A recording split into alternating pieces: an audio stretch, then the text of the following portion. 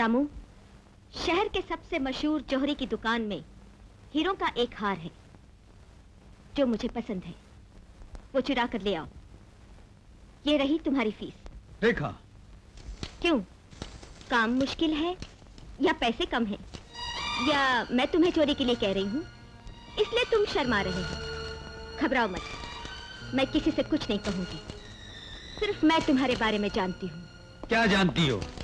यही कि तुम पैसों के लिए बड़े से बड़ा जुर्म करने को भी तैयार हो और अपने फायदे के लिए कोई भी गलत काम कर सकते हो। इसीलिए मैं तुम्हें ये रुपया देकर तुमसे चोरी करवा रही हूँ। तुम्हारे लिए ये कोई नया काम थोड़ी है। चलो उठाओ रुपए और शुरू हो जाओ। रेखा, नाराज क्यों हो रहे हो? दुनिया के लिए करते हो, मेरे लिए भी करो। सच्चाई जाने बगैर तुम मुझ पर इल्जाम लगा रही हो।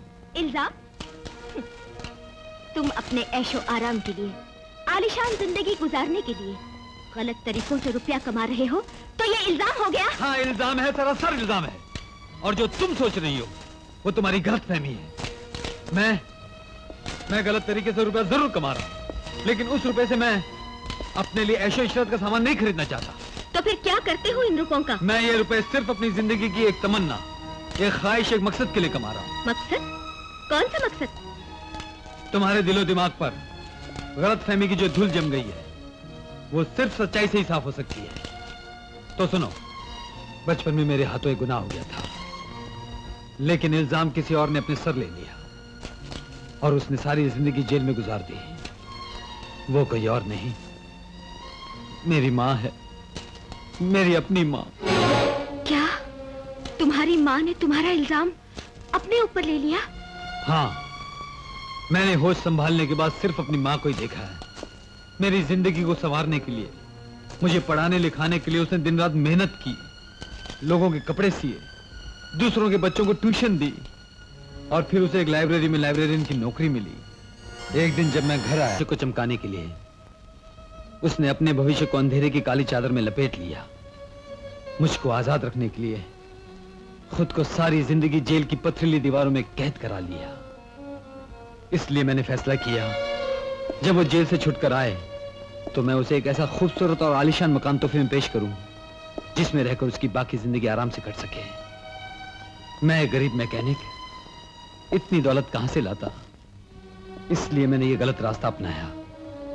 यही मेरी जिंदगी की आरज़ू है, मेरी जिंदगी का मकसद है। रामू, तुम्हारा मकसद बहुत महान है और तुम्हारी माँ वो इज्जत और शराफत की देवी पूजा के लायक है, जिसने अपने बेटे के लिए अपनी जिंदगी के जवानी के खूबसूरत साल कुर्बान कर दिए। लेकिन रामू, अगर किसी दिन तुम ये गैर कानूनी काम करते हुए पकड़े गए, सजा हो गई, तो तुम्हारी माँ के दिल पर क्या बीतेगी?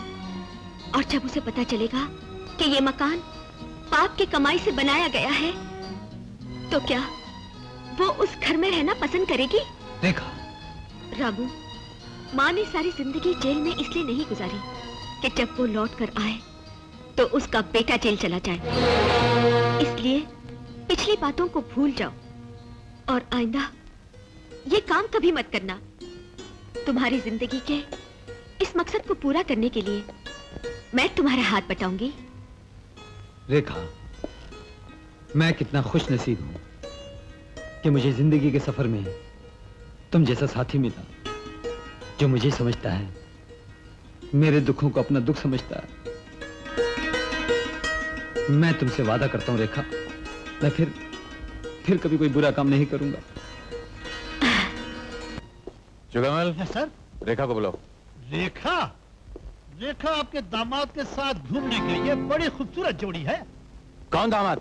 उसके साथ वो कैसे जा सकती है? अरे छोड़िए साहब, मुझे सब मालूम है। मैंने छिप छिप के सब देख लिया है। वो कल दोनों पार्क में गाना गा रहे थे और आप मन ही मन खुश होकर तबला बजा रहे थे। आप बड़े नसीब वाले हैं, बहुत ही अच्छा दामाद है आप। उल्लू का पट्टा एक बार कह दिया वो मेरा दामाद नहीं है, नहीं है, नहीं है। अगर तुझे पसंद है तू उसको दामाद बना ले। सुन एक बात, वो रहता कहाँ है? A1 गैराज में। A1 garage? कैसा बात करता है? अलेक्जेंडर एनेसिस एंथोनी का तुम प्यार नहीं जानता। हम तुमको कंप्लीटली प्यार करता है, तुमको नीचे से लेके ऊपर तक प्यार करता है। हम भी तुमको प्यार करते हैं। ओह डार्लिंग। ये क्या डार्लिंग? दूसरा लोग का दिल का धड़कन में लपडप लपडप लपडप का आवाज आता है, मगर तुम्हारा दिल का धड़कन में डल्लप डल्लप डल्लप का आवाज कैसे आता है? रामू, कौन है बे? ए रामू, मेरे पिताजी आ गए। पिताजी? मैं इस सड़ियल बुड्ढे को जानता हूँ। No problem no problem. तुम अपना मर्सिडीज का माफक खूबसूरत बॉडी को हमारा सीट के नीचे छुपाओ, हम इसका रिपेयरिंग करके आता है। नो जाओ जाओ जाओ। तेरी तो बुड्ढे। रामू, ए रामू, कहाँ मर गया? हट जा रहा है। अंधा कहीं का? अंधा तू है कि हम हैं? एक तो दूरबीन के माफक चश्मा पहनेगा और फिर तुम सामने आता है। ओहो, देखता नहीं हम कार धोता है। ये गाड़ी में से छींकने की आवाज कहाँ से आ गई? गाड़ी भी आखिर इंसान है, बारिश में भीग गई तो उसको जुकाम नहीं होगा तो क्या होगा, वो इसलिए छींकी और छींकते उसका मुंह खड़ा हो गया। ओ, छींकने से मुंह खड़ा हो गया। तो तुम मेरा बेवकूफ बनाते हो, मेरा उल्लू बनाते हो कि मैं तुम्हारा विश्वास कर लूंगा? मत करो विश्वास, मगर डॉक्टरों का कहना है जिसका मुंह होता है उसको जुकाम होता ही है। ट्रेन को होता है, गाड़ी को होता है, साइकिल को होता है, सबको होता है। मैं ऐसी गाड़ी को अंदर से देखना चाहता हूँ जिसको जुकाम होता है। अंदर से बात देखिए, उसकी तबीयत खराब है। अबे ओ बुढ़े, मैंने तुझसे कहा अंदर जाके देख रामू है या नहीं, और तू यहाँ नहा रहा है। कौन उल्लू का पट्टा नहा रहा है? ये मुझे गाड़ी समझ के धोता चला जा रहा है। ए, रामू है? बॉस, हाँ। बॉस तो जरा बाहर गया। आपको अगर उनको मीट करना है तो थोड़ा वेट करना पड़ेगा। वेट कीजिए ना, उधर बैठिए ना। चले, तू जाके गाड़ी पहुंच। चल चल।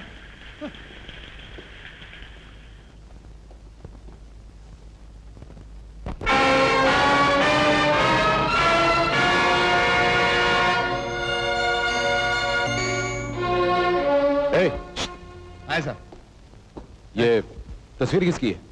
ये हमारा बॉस रामू है ना साहब, उनका माता जी का है। ये जिंदा है? हाँ, मगर शायद जेल में।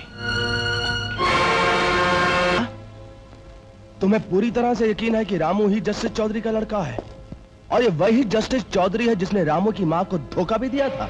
हाँ, मैं और चौधरी एक ही कॉलेज में एक ही क्लास में पढ़ते थे।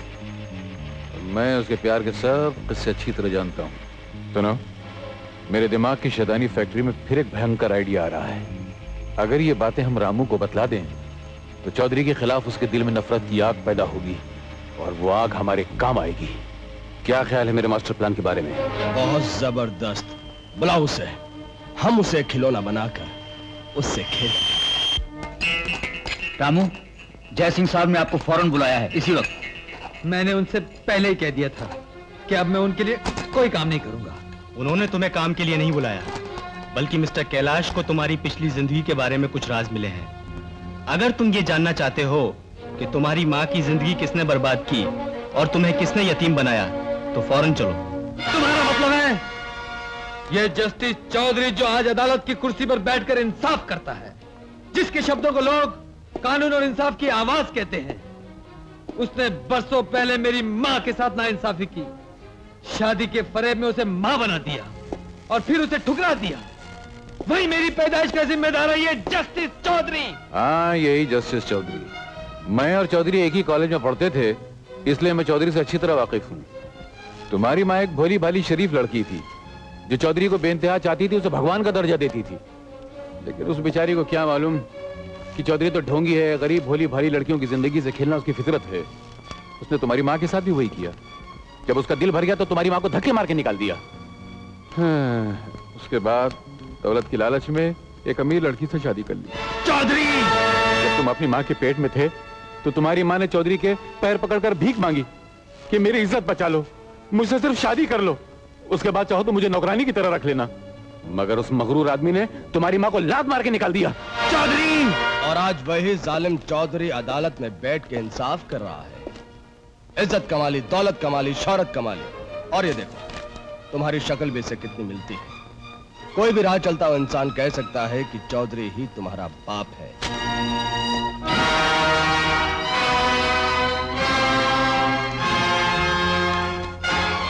चौधरी, तूने मुझे जन्म नहीं दिया बल्कि अपने दुश्मन को जन्म दिया है। मेरी मां तेरी धोखेबाजी को माफ कर सकती है, लेकिन मैं तुझे कभी माफ नहीं करूंगा, कभी माफ नहीं करूंगा। अपनी मां के आंसू के बदले तुझे खून के आंसू लाऊंगा। जोश में आके कोई गलत कदम मत उठा लेना, वो तुम्हें बर्बाद कर देगा। चौधरी बहुत चालाक आदमी है। रामू, चालाक आदमी को चालाकी की छुरी से मारना ही चालाकी कहलाती है।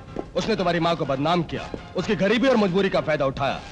रामू, तुम भी कोई ऐसी चाल चलो जिसे चौधरी की इज्जत बेइज्जती में बदल जाए और सारा समाज और दुनिया उस पर थूकने लगे। और उसका सिर्फ एक ही रास्ता है, उसका बेटा इंस्पेक्टर रमेश, जिसमें उसे बहुत नाज भी है, उसे फंसा लो। हम उसके लाडले बेटे को कानून की नजरों में मुजरिम बनाकर गिरफ्तार करवाएंगे। चौधरी को बर्बाद करने के लिए मैं हर कदम पर तुम्हारे साथ हूं। बोलो बोलो, मुझे क्या करना होगा? मेरे दिमाग की शैतानी फैक्ट्री में एक प्लान तैयार है, तुम्हें सिर्फ अमल करना है बस। और उसके पिता को मेरे पास भेजो। अमर सिंह, जल्दी भेजो, जल्दी।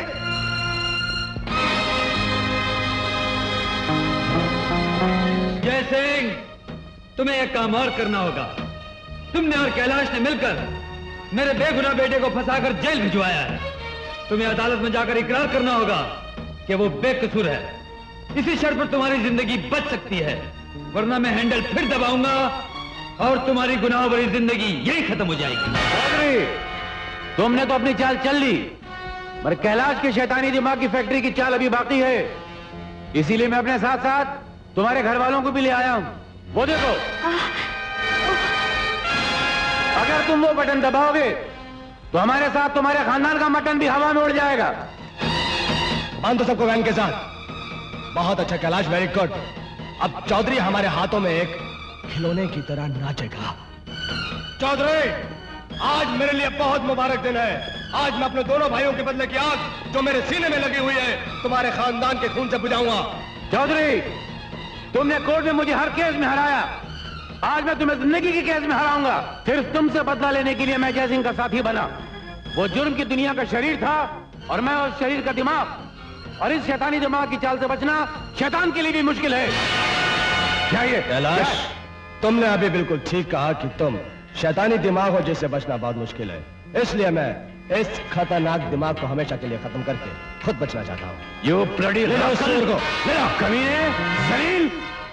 मैं बड़ी खुशी से तुम्हारे दिए हुए खताबात कबूल करता हूँ और शुक्रिया अदा करता हूँ कि चौधरी के पूरे खानदान को तुमने यहाँ तक लाने की तकलीफ की।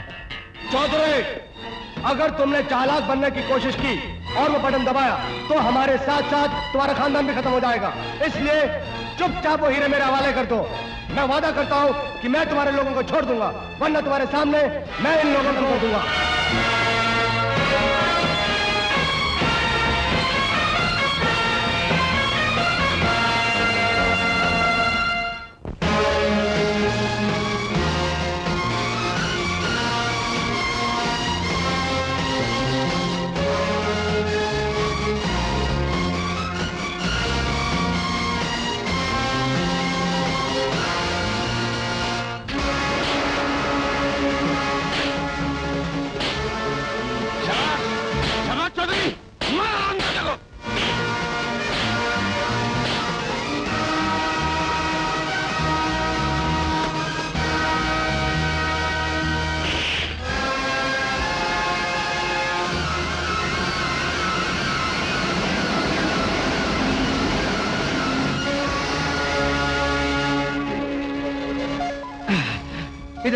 Very good my son.